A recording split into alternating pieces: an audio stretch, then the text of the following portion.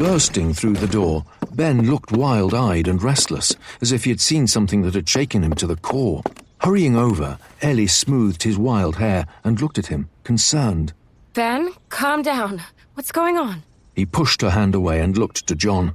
It's that rooster! Sigvald is trying to fight Ferdy! Putting his spoon down slowly, John swiveled around in his seat and stared at Ben.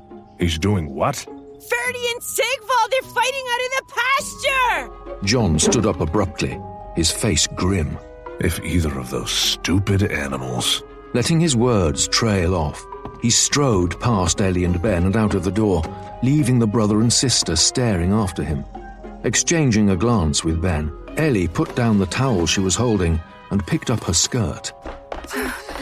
Despite running after John, neither Ellie nor Ben managed to catch up with him as they headed for the pasture, and by the time they arrived, he had already hopped the fence. In the middle of the field stood Ferdy, his hooves spread wide and his head held low as he stared down at Sigvald. With less than a foot between them, the large bird was clearly annoyed that Ferdy wasn't making way for him and had drawn himself up to his full height and spread out his powerful wings. The two animals faced each other in an uneasy standoff, neither willing to budge. Pawing the ground, Ferdy let out a snort, blasting air from his nose, only to be answered by a piercing chirp as Sigvald scratched a deep furrow in the grass. Just when it looked like they were going to come to blows, John arrived. An ice-cold expression plastered across his face. He stomped over and grabbed Ferdy's horn. Sensing John's hand coming toward him, Sigvald tried to dodge away, but John was too fast and clamped onto the rooster's wing with an iron grip. Slamming both creatures down into the dirt, John crouched down so his face was right next to theirs. Listen to me, you dumb animals. You both belong to me, and I am the absolute pinnacle of whatever pecking order is established on this farm. If either of you picks up so much as a scratch, you'll have to account yourself to me.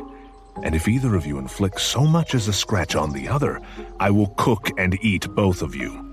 There will be absolutely no, and I repeat, no fighting.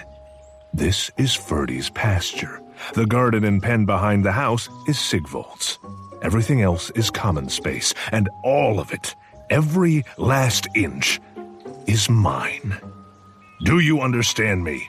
Managing to somehow look hurt by John's name-calling, Ferdy nodded his head frantically.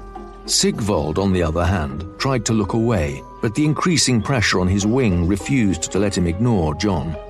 Almost reluctantly, he nodded his head. Satisfied, John let go of the two animals and stood up.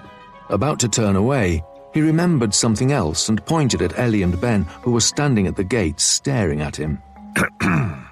And they outrank both of you by a mile, so don't cause trouble, okay? Turning around, he shook his head.